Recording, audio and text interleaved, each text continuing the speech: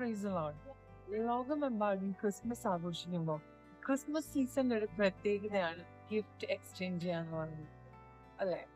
അതെ, ഏറ്റവും കൂടുതൽ ഗിഫ്റ്റ് എക്സ്ചേഞ്ച് ചെയ്യപ്പെടുന്നത് കണ്ടിട്ടുള്ളത് ക്രിസ്മസ് സീസണിലാണ്. അപ്പോ ഒരു ചെറിയ റിമൈൻഡർ, നമുക്ക് വേണ്ടി യേശു ക്രിസ്തു ഈ ഭൂമിയിൽ വന്ന് ജനിച്ചതിന്റെ ആ ഒരു ഓർമ്മയായിട്ടാണ് നമ്മൾ ക്രിസ്മസ് ആഘോഷിക്കുന്നതെങ്കിൽ, ക്രിസ്തു യേശു ഈ ഭൂമിയിൽ വന്ന് ജനിച്ച് നമ്മൾക്ക് വേണ്ടി മരിച്ച് അടക്കപ്പെട്ട് ഉയർത്തെഴുന്നേറ്റ് പിതാവിന്റെ വലത്ത് ഭാഗത്ത് നിന്ന് ഇപ്പോൾ നമുക്ക് വേണ്ടി പക്ഷപാതം ചെയ്തുകൊണ്ടിരിക്കുന്നു. ആ ക്രിസ്തു യേശു ഈ ഭൂമിയിലേക്ക് ജനിച്ചപ്പോൾ നമ്മൾക്ക് ലഭിച്ച പല ഗിഫ്റ്റ്സും ഉണ്ട്.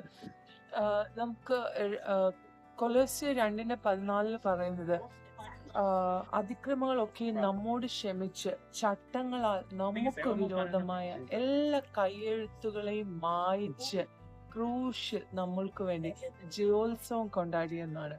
ആ ക്രൂശിൽ നമ്മൾക്ക് വേണ്ടി ക്രിസ്തുയേശു ജയോത്സവം കൊണ്ടാടിയപ്പോൾ നമുക്ക് എതിരായി ശത്രു എഴുതുന്ന സകല കയ്യെഴുത്തുകളെയും മായിച്ച് നമ്മുടെ ശാപത്തെന്നും രോഗത്തെന്നും നമ്മുടെ സകലവിധ പ്രശ്നങ്ങളിൽ നിന്നുള്ള ഒരു പരിഹാരം, ആ ഒരു ഗിഫ്റ്റ് നമുക്ക് ക്രിസ്തുയേശു എന്നേക്കുമായിട്ട് നമുക്ക് തന്നു. അതിനേക്കാൾ ഉപരി നമുക്ക് ഇപ്പോ നമ്മോട് കൂടെ ഇരിക്കാൻ വേണ്ടി ഒരു വലിയ ഗിഫ്റ്റ് നമുക്ക് വേണ്ടി തന്നിട്ടാണ് നമ്മുടെ യേശുക്രിസ്തു പിതാവിന്റെ അടുക്കിലേക്ക് പോയത്. അത് മറ്റാരുമല്ല, നമ്മുടെ പരിശുദ്ധാത്മാവ്. ആ പരിശുദ്ധാത്മാവിന്റെ സാന്നിധ്യം എപ്പോഴും നമ്മുടെ ഓരോരുത്തരോടും കൂടെയുണ്ട്. നമ്മുടെ ഏതവസ്ഥയിലും നമുക്ക് മറ്റാരും തുണയില്ലാന്ന് തോന്നുമ്പോൾ, നമ്മൾ ലോൺലി ആണെന്ന് നമുക്ക് ഫീൽ ചെയ്യുമ്പോൾ, നമുക്ക് കൂടെ ഇരിക്കാനായിട്ട്, നമുക്ക് സംസാരിക്കാനായിട്ട് ഒരു പരിശുദ്ധാത്മാവ് നമ്മളോട് കൂടെയുണ്ട്. നമ്മുടെ ഏത് സാഹചര്യവും ഏത് പ്രശ്നങ്ങളും പറയുവാൻ മറ്റാരെക്കാളും മതിയായ ഒരു വലിയ പരിശുദ്ധാത്മാവിനെ നമുക്ക് സമ്മാനമായി നമ്മുടെ യേശു നമുക്ക് തന്നിട്ടുണ്ട്.